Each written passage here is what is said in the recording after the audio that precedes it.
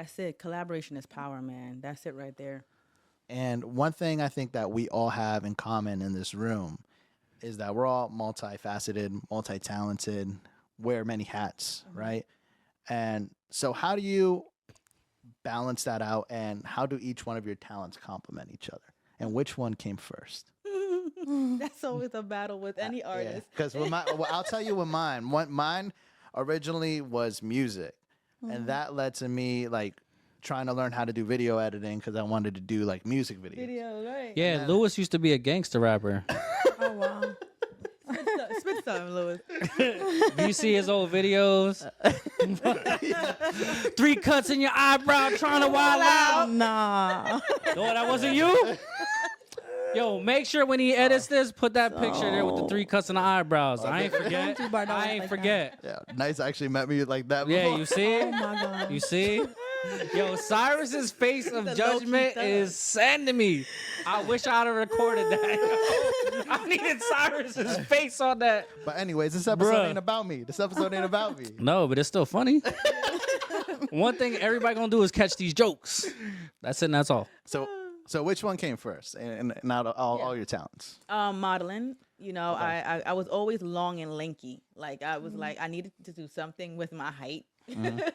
And in New York, I was like, you know, I remember telling my mom at like 15, 16, I was like, Mummy, you know, in Jamaica we say Mummy mean mommy. I want to be a model. And she was like, modeling, picnic, go take your book.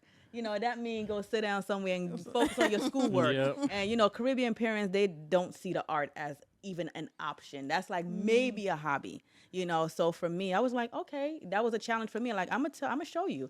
So I was working at Starbucks after school because I was always I love basketball. I like track and field, but that was one of the things that I had to sacrifice. I had to quit track, and I wanted to go to modeling school. So I went to Barbizon in Manhattan on 34th and 8th. And I wanted to pay for, you know, runway classes and to learn how to walk in heels because I was a tomboy. I did not know how to walk in heels at all. I was like that horse leg, like, ugh. Yo. Like that was me, you know. So I put myself through that, and after that, I started doing a lot of runways, started doing a lot of Hype Hair magazine, Black Hair magazine, and that's how it started. And then I just knew that modeling, we were under the misconception that if your modeling career did not take off by the time you're like maybe your mid-20s, you can kiss it goodbye. Right. You know, and I know in New York as a high fashion model, you were always had to keep a certain weight, and I just knew I like to eat. That wasn't going to work out for me. Right. So I'm like, what is something I can do where no matter what age I am, I'll still be working? And that's why I'm like, ooh, acting.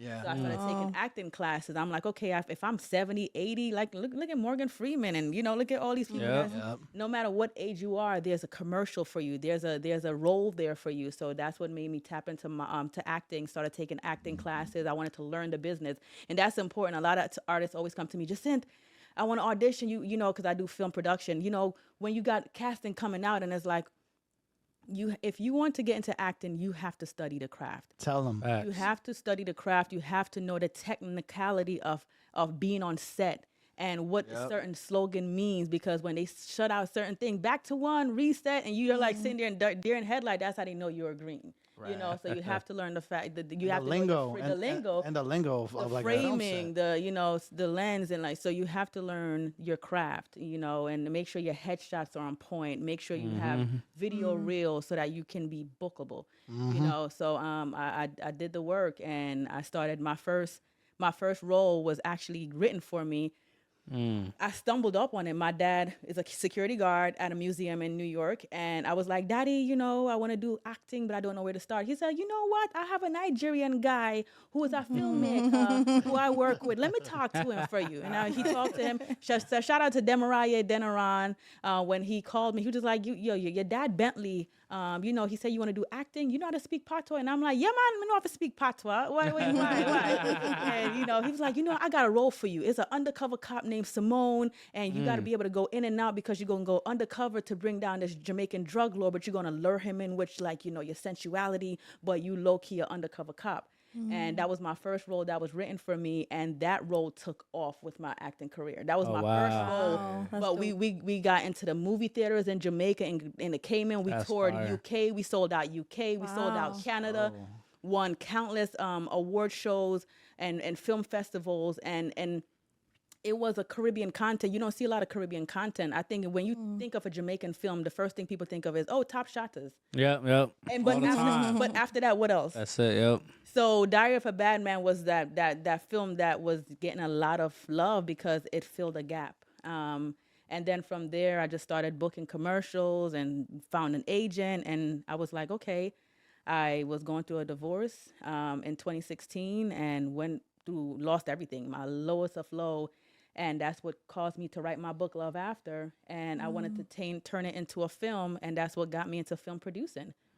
That's fire. Transforming my book into a film and just learning how to produce films. That's fire. So hopefully everyone out there is taking heed to those stories and those gems, because sometimes we start off as one thing, and life has a way of taking us into many other things. And for a lot of us, that's how we develop all these other, becoming a hyphenate, right? It's like necessity and need, and in some cases, like healing from certain things of what's holding you back actually is the thing that kind of pushes you through. And then hearing you tell your story about, navigating being a cop, one of the things that's funny about how this podcast started was talking about the show Power. And now I'm like, yo, we do a skit. You could be jukebox. Yes. Holla at me, nice. See? Power skits coming soon. Oh my God. I would love that. You see? Listen, that you on to something now. One thing I'm going to do is get in production mode. He's a visionary. Oh, yeah, for Brand deal sure. with 50. Nice visions. You already know. What I like is the fact that you also outline the steps that you took, because a lot of people like to skip steps. So before you even met that person, because imagine if you would have met that was it a producer or a director that put you on?